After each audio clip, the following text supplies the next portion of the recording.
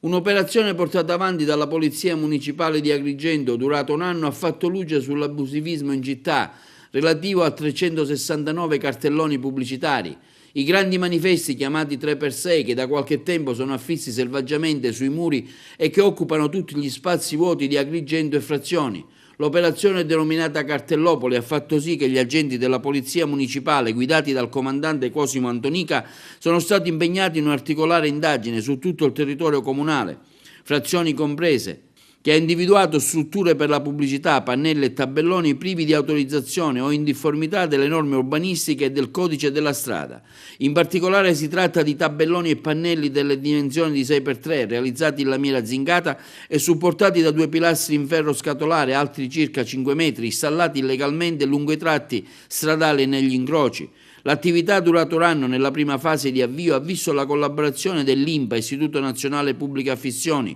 che ha fornito i necessari dati complessivi delle strutture risultanti nei propri archivi prive di titolo.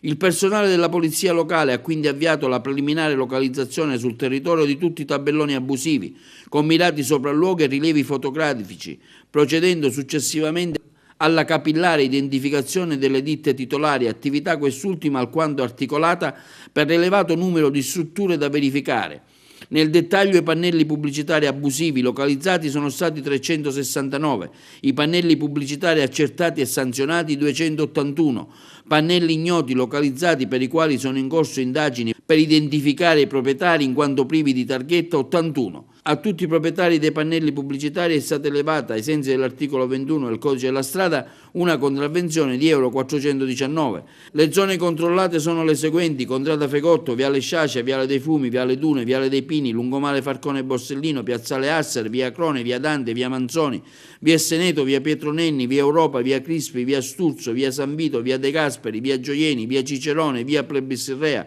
Piazzale Fratelli Rosselli, Via Mela, Via 25 Aprile, Via Callicratide, Via Manzoni, Via Petrarca, Via L'Emporium, Via Piersanti Mattarella, Via Mazzini, Via Quartararo, Via Unità d'Italia, Via La Sicilia, Via Di Giovanni, Via Caduti di Marzabotto. Poiché le ditte proprietarie dei pannelli attualmente non hanno provveduto al ripristino dello stato dei luoghi, l'ufficio ha provveduto a effettuare ulteriore sanzione di euro 4.734. Qualora le ditte non hanno ottemperato al ripristino dello stato dei luoghi, provvederà l'amministrazione comunale a danno degli stessi. Si procederà comunque con personale di vigilanza dell'INPA ad oscurare tutti i tabelloni abusivi. Una forma di pubblicità nuova, come si legge nel report della polizia locale, per le aziende, ma soprattutto una nuova opportunità di business. L'attività consiste nell'installazione di uno o più tabelloni visivi all'esterno, ma anche all'interno di luoghi pubblici o privati, da far fruttare economicamente mediante la vendita di spazi per messaggi pubblicitari o per messaggi con finalità informative. Le autorizzazioni e gli adempimenti burocratici previsti per l'avvio di questa attività non sono complessi, anche l'organizzazione è semplice, eppure si sceglie in una nota detta del comandante dei vigili urbani la strada dell'abusivismo, facendo sì che il territorio comunale diventi un campo di battaglia fra diverse ditte che sono in competizione per accaparrarsi i clienti.